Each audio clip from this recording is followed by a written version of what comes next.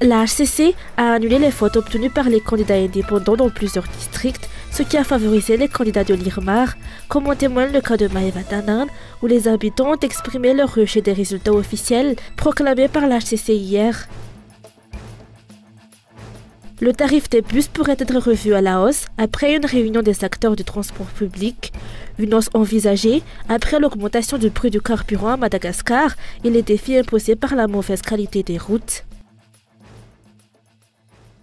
Dans l'actualité internationale, un premier débat houleux entre Joe Biden et Donald Trump en vue de la présidentielle américaine de novembre.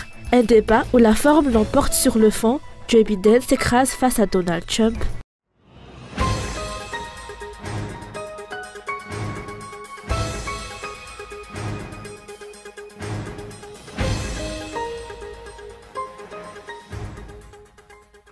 La Haute Cour constitutionnelle a annulé les votes obtenus par les candidats indépendants dans plusieurs districts, ce qui a favorisé les candidats de l'IRMAR. Ce revirement a bouleversé les résultats du scrutin, notamment dans le district de Maeva-Tanan. C'est pourquoi les habitants ont rejeté la décision de la HCC. Dans cette localité, la HCC a annulé les 1906 voix de la candidate indépendante numéro 3, Georgette Rassoir-Malal, qui avait initialement obtenu un score de 32,55% avec 11 476 votes, selon les résultats provisoires de la CENI. La candidate de l'IRMAR, Janine Gabriel Mbad, avait reçu 31,47% des voix, soit 11 098 votes. Cependant, cette tendance a été inversée par la décision définitive de la HCC, faisant de la candidate de l'IRMAR la gagnante, malgré le fait que ce ne soit pas le véritable choix du peuple. En réaction à cette situation, les habitants ont voulu manifester leur mécontentement dans les rues, mais ils ont été stoppés par les forces de l'ordre.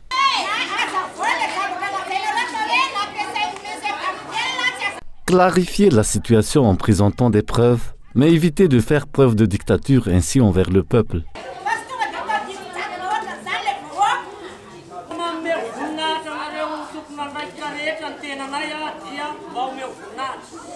Nous respectons les autorités et attendons le même respect en retour. La non-élection de la candidate numéro 3 nous attriste en raison de plusieurs manipulations basées sur des faits que nous savons ne jamais avoir existé.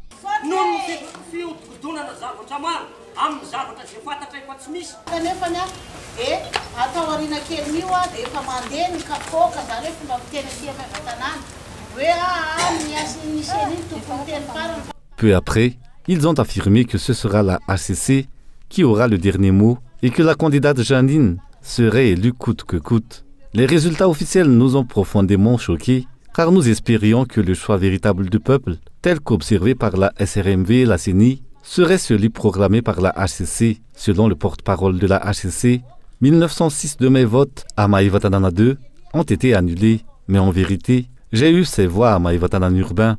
La raison avancée pour cette annulation est que l'adjoint au maire est mon mandataire et m'aurait autorisé à utiliser des infrastructures publiques. Pourtant, à Maeva-Tanan centre-ville, nous n'avons pas pu faire campagne électorale que le jour précédant la fin de la période de campagne et nous n'avons même pas eu accès à la place. Et la propagande s'est déroulée dans un lieu privé à Nalamang. Cette situation bafoue le choix du peuple de Maeva-Tanan. Et ce qui est encore plus désolant, c'est que seules mes voix ont été annulées.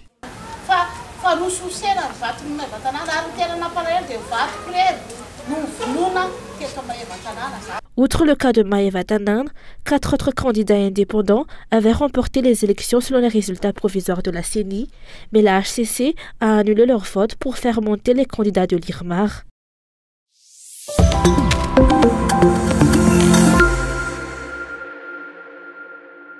Sylvestre Mahavitara a été élu député de Phang-Nga-Ichan selon les résultats officiels proclamés par la HCC hier. Selon le BAM, une association qui regroupe plusieurs ethnies du Sud, maintenir sa détention temporaire à Tanmour malgré son élection est une forme de tromperie et de musulman envers le peuple de Phang-Nga-Ichan et tous les Intessacs. L'avocat de Sylvestre Mahavitara a déjà fait appel de cette affaire, ce qui rend les sanctions qui lui ont été imposées nulles et non avenues selon la loi. À présent, les autorités ont 3 options: lui accorder la liberté provisoire en attendant le prochain procès, avancer la date du procès pour le rendre rapidement à son peuple, ou encore ne pas le libérer et faire de son cas une jurisprudence. bien que cette dernière option soit contestée et que le peuple exige sa libération immédiate.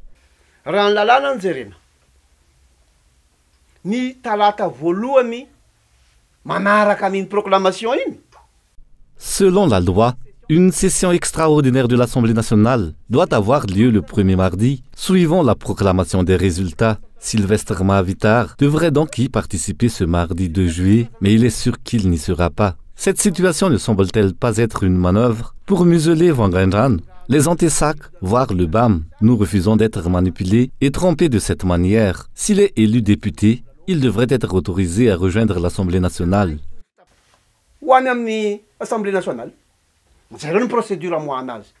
Les anti-SAC de Vangainjan ont réaffirmé qu'ils ne toléreront pas que leur choix soit méprisé. Sylvestre Mahavitar a été élu par le peuple, comme en témoignent les résultats provisoires publiés par la CENI le 11 juin et les résultats officiels confirmés par la HCC le 27 juin. Il est donc légitimement appelé à représenter Vangainjan à l'Assemblée nationale. Les développements de cette affaire sont attendus.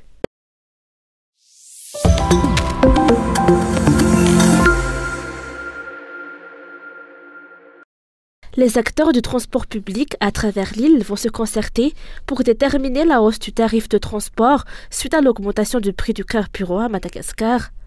Le prix du carburant est influencé par le marché international, mais dont la hausse et la baisse sont limitées à 200 AGH selon les conditions fixées par le Fonds monétaire international pour permettre au pays de bénéficier du FSC et du FRD. Pour les lignes nationales, qui doivent faire le plein pour assurer le transport régional, cette augmentation de 200 AGH a un impact significatif, d'où la nécessité de discuter du tarif, comme l'ont expliqué les responsables de la Karmaki à Dotapenak. Jusqu'à présent, le tarif le plus bas est de 35 000 AGH pour la RN2, tandis qu'il atteint 140 000 AGH pour la RN5A à Sambave. Tsy tapak'olo tokana le fampiakarana sarandalana satria maro mipiatsehatra ao anatiny ao misy zavatra pitsopitso mila dinihana be dia be ao. La hausse du tarif de transport ne peut être décidée par une seule personne, car elle implique de nombreux acteurs et détails à examiner. Cette augmentation dépendra des coopératives et des acteurs du transport public en cas de hausse, notamment du prix du carburant et des pièces détachées. Peu importe l'ampleur, l'impact sur les transporteurs sera toujours significatif, compte tenu de la qualité des routes dans le pays.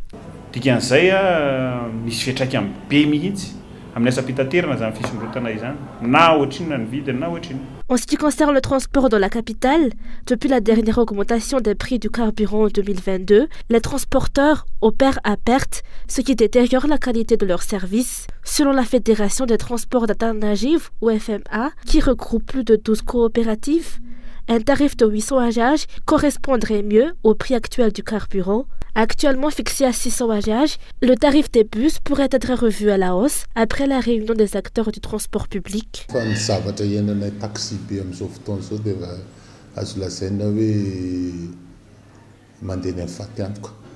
Actuellement, nous, les transporteurs, opérons à perte. Toutes les irrégularités que vous constatez dans le service de transport sont dues à cette réalité.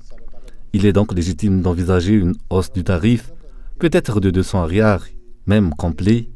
La recette obtenue par les bus ne couvre pas le prix du carburant utilisé. Dans la capitale, il existe deux types de bus, les bus urbains et les bus suburbains. Les bus suburbains peuvent avoir des tarifs allant de 800 à 1200 ariars, tandis que pour nous, les bus urbains, le prix est limité à 600 ariars.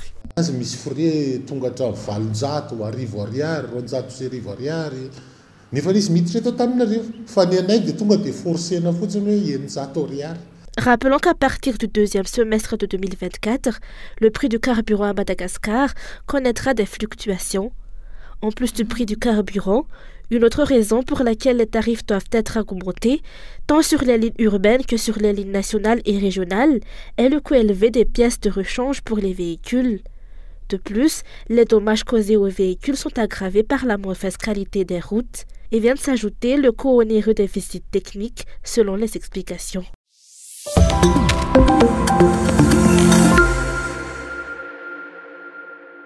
Les habitants d'Ivat ont manifesté hier soir en raison des délestages répétés dans la région. Ils ont brûlé des pneus et érigé des barrages routiers. Selon les explications, les pannes d'électricité dans la région sont devenues de plus en plus fréquentes et intenses. En une journée, il y a au moins 3 coupures de courant, une situation devenue insupportable pour les habitants.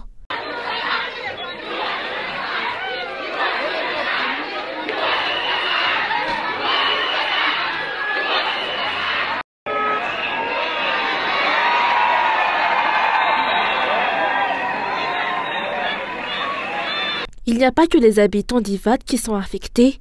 Presque toutes les zones de la capitale et de ses environs subissent ces coupures d'électricité récurrentes. Par exemple, dans le district d'Avarajan, les pannes de courant ne durent pas longtemps, mais selon les habitants, elles se produisent toutes les heures. Une situation qui perturbe les habitants.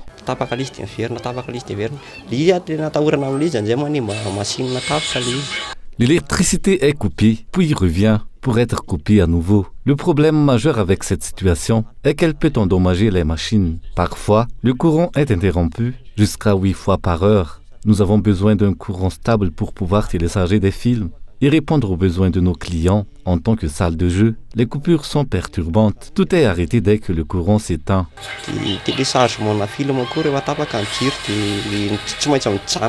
Pour les ménages, les coupures de courant ont entraîné un recul dans leur mode de vie, notamment pour ceux qui dépendaient des réchauds électriques. Ces derniers ont dû revenir à l'utilisation de réchauds nécessitant du charbon en raison des pannes de courant.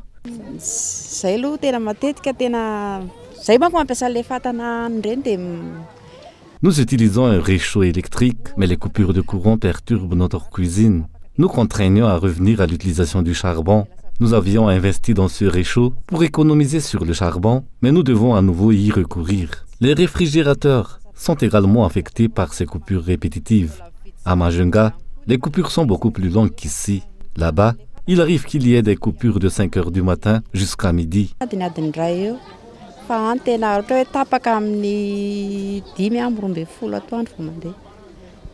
Les petites et moyennes entreprises sont également touchées par les problèmes d'électricité. Dans le secteur de la couture, qui dépend totalement de l'électricité, certaines entreprises doivent refuser des clients par précaution contre les coupures de courant soudaines. Cette instabilité affecte d'autant plus le secteur déjà en décadence en raison des difficultés financières rencontrées par les clients.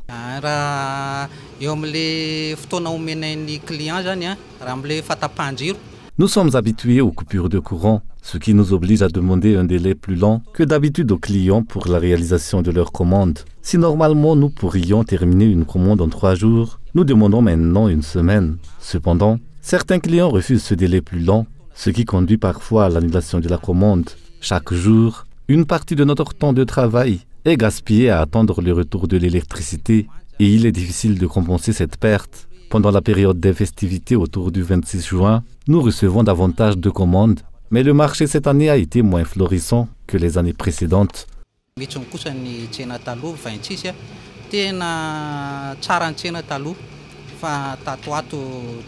Le problème des coupures d'électricité à Madagascar persiste malgré l'arrivée d'un directeur étranger à la tête de la société Jirama, censé être un expert pour redresser l'entreprise. Les responsables attendront-ils que les consommateurs continuent de manifester avant de prendre des mesures sérieuses pour résoudre ce problème? Ces manifestations et revendications des citoyens n'ont jusqu'à présent reçu aucune réponse, mais ce sont les forces de l'ordre qui interviennent pour réprimer les manifestations.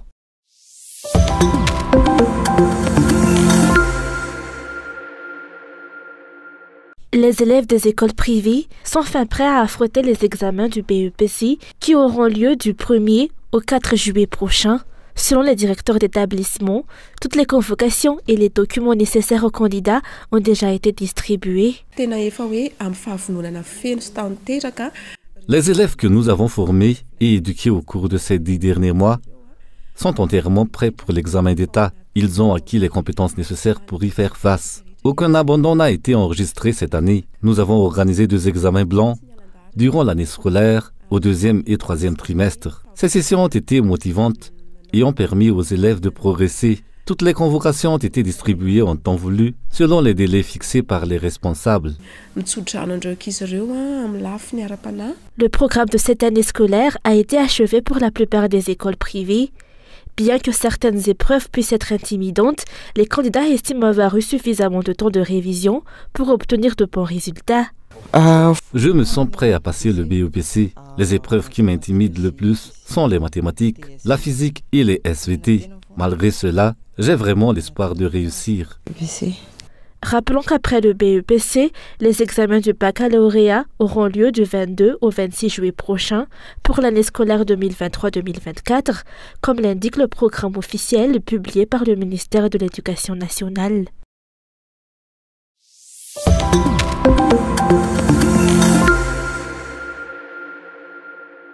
Les femmes malgaches s'impliquent actuellement de plus en plus dans le secteur des affaires. Cependant, Madagascar doit encore améliorer ses relations commerciales au sein du COMESA. L'objectif est de développer la production locale et de promouvoir les produits à travers les pays membres en Afrique. Organiser des activités visant à informer les opérateurs locaux sur les opportunités offertes par le marché du COMESA est nécessaire afin de les exploiter pleinement et de favoriser leur développement. C'est une immense fierté pour nous, opérateurs économiques et femmes entrepreneurs malgaches, de participer à cet événement, une première dans l'océan Indien. Nous espérons que cela aura un impact significatif sur notre économie locale. Les femmes entrepreneurs malgaches sont de plus en plus impliquées dans divers secteurs et Madagascar joue un rôle de plus en plus palpable en Afrique. Elles sont déjà actives dans des domaines tels que l'agribusiness, le tourisme, l'élevage et l'éducation. Le groupement des femmes entrepreneurs de Madagascar cherche à assurer que nous, femmes entrepreneurs malgaches, avons notre place légitime en Afrique, étant donné les nombreuses opportunités disponibles. Des événements comme celui que nous avons organisé aujourd'hui offrent aux femmes entrepreneurs des opportunités d'affaires. La 5e édition du COMESA Trade Fair and Conference a été officiellement ouverte aujourd'hui à Alarbi et se déroulera sur 2 jours. Plus d'une centaine d'opérateurs malgaches et étrangers exposent leurs produits lors de cet événement. Celui-ci s'inscrit dans la célébration de la semaine du COMESA à Madagascar, visant aussi à impliquer les femmes locales, mais surtout celles venant des régions.